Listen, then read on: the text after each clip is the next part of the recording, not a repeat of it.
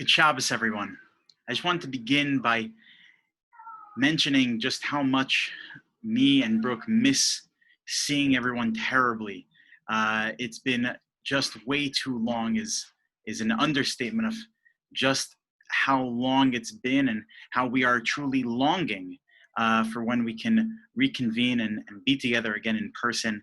The virtual connections are beautiful and nice, but there's no replacement for the real thing. And we really are davening very hard that hopefully soon we'll be able to reconvene in person in order so that we can connect with each and every one of you. Really looking forward to when that can happen again. But in the meantime, while we still are in this virtual reality that we find ourselves in, I wanted to just share a quick thought on the Parsha to help set the tone as we approach Shabbos. And while we are in the midst of the 3 weeks approaching Tisha B'Av as we mourn the destruction of our holy temple, of the Beis HaMikdash.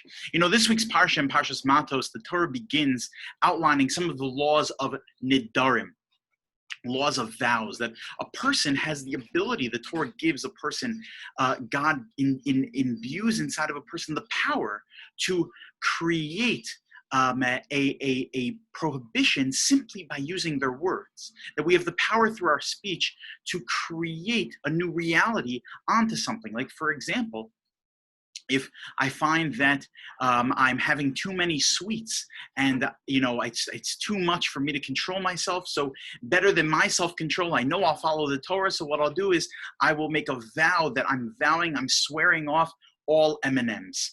In such a scenario, you know that M&Ms would be to me like treif, that I actually have the ability to create that reality upon the M&Ms. It would be like eating bacon.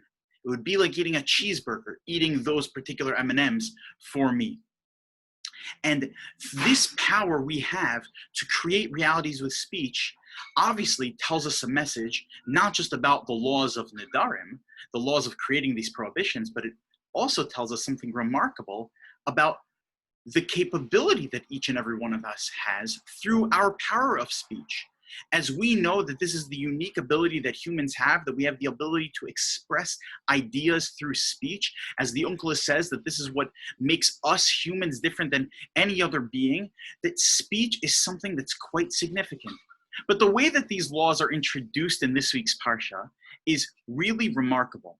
The Torah opens with this week's Parsha and it says, Vayidaber Moshe el Rashi HaMatos of Bnei Yisrael, that Moshe told the heads of the tribes to Bnei Yisrael, Hashem, that this is the commandment from God, and he goes into Ishkid or Neder Hashem, that if someone takes a vow, etc.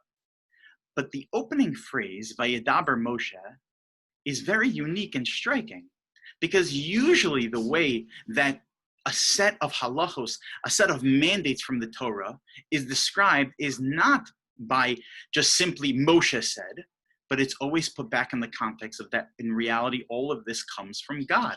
It's usually put in the reality of Vayedaber Hashem al Moshe Lemor, that God said to Moshe the following, or Vitzav, that God commanded, but it's always put in the context of God, of Kudsha Brichu, that all of the 613 mitzvos ultimately come from him. So then why is it that the Torah is framing this as if Moshe is putting forth new legislation, that Moshe, Vayedaber Moshe, skipping the whole God part, that Moshe is creating these laws of Nidarim. So Rav Nissen Alpert Zatzal passed away in 1986. He was the closest student of Rav Moshe Feinstein Zatzal. Rav Nissen Alpert also served as one of the Rosh Yeshiva in Yeshiva University, a tremendous posek, a tremendous Bal Chesed, quite a unique individual that we had the pleasure of having on American soil, helping frame orthodoxy in the United States. Rav Nissen Alpert says, in order to understand why Moshe kind of jumped over, why the Torah framed that Moshe kind of, spearheaded these mitzvos of Nidarim, in order to appreciate that, you have to take a step back to look at the episode that happened by the Mei Meriva, the episode that happened when Moshe made the mistake.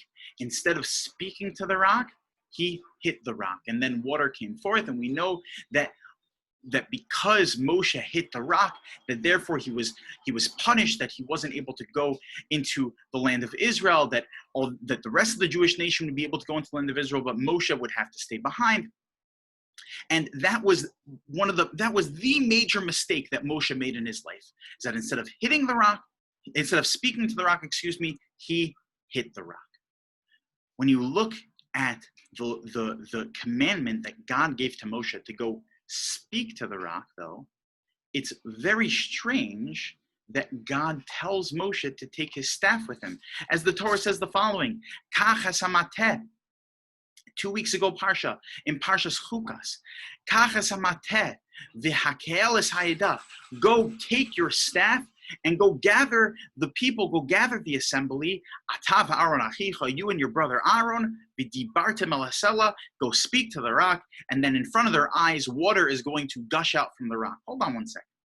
Why is it that God would tell Moshe to go take his staff along with him to go speak to the rock? If I'm going to speak to the rock, so then I don't need my staff with me. If I'm going to speak to the rock, so then why do I have to take the staff that Moshe ended up using to hit the rock? Just tell Moshe, leave the staff behind, you're not going to need it. All you need to do is speak to the rock and water is going to come out. Why did God tell Moshe, take your staff with you? So Rav Nissen Alpert explains that because Moshe was supposed to teach the nation a very powerful lesson, that the pen is mightier than the sword, or in our context, that the word is mightier than the staff. That Moshe had an opportunity to teach the nation that might doesn't come from your physical strength of being able to take a staff, hit the rock, and water is going to come out. But through our speech alone, we have the power to be able to bring God's glory to the world. Can you imagine if Moshe simply by speaking to the rock, water started gushing out? What kind of message that would send?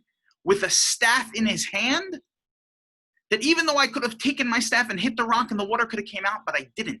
I used speech to show how powerful speech is. But that's not what happened. Moshe ended up hitting the rock. And that was a grave missed opportunity, that Moshe could have used it as an opportunity to show the Jewish people, look how powerful our speech is. Moshe learned his lesson the hard way. Moshe wanted to make up this missed opportunity. Now, when teaching the laws of creating vows and using your speech to create things, Moshe wanted to show, I know I made a mistake. So the Torah opens and it says, Vayedaber Moshe. Moshe is speaking here. And the Torah is trying to make a point that Moshe got it. That I know I could have made a great Kiddush Hashem by speaking to the rock and then having water gush out. So now Moshe is trying to teach the Jewish nation that through speech, you can create amazing things. We know that through speech, we have the power to put people down. We have the power to lift people up. Just going over, giving someone a call, getting a Zoom going in this day and age, just to simply say, hey, how you doing? Haven't seen you in way too long. I just want to know how you're doing. To pick up a phone, call a neighbor, call a friend, call someone that you used to see during Kiddush that you haven't seen in 3 months, and just give them a call and say, hey, how you doing? We haven't had a Kiddush schmooze in a long time. I just wanted to say hi. Imagine the ability to be able to lift people up through our speech, especially during this time when we're separated from one another, can really shake worlds. You know, Rav Elyashiv would say and always warn, you know, the reason that we still don't have the Beis HaMikdash, says Rabbi Yashiv, said it many times, is because people just speak too much Lashon Hara. We're using our speech too much to create more divides amongst Klal Yisrael, to put each other down. It's doing the exact opposite of what the Torah is looking for us to do, what God is looking for us to do, to be able to lift people up. Now, hopefully during this time, we'll be able to galvanize ourselves. We'll be able to use our energy through our speech, through this unique ability that we as humans have to just simply put a smile on another person's face, to send a message to them. I care about you deeply, and I want to be able to just simply show you that by saying how much I care about you. Simply picking up the phone, giving a phone call, sending a message.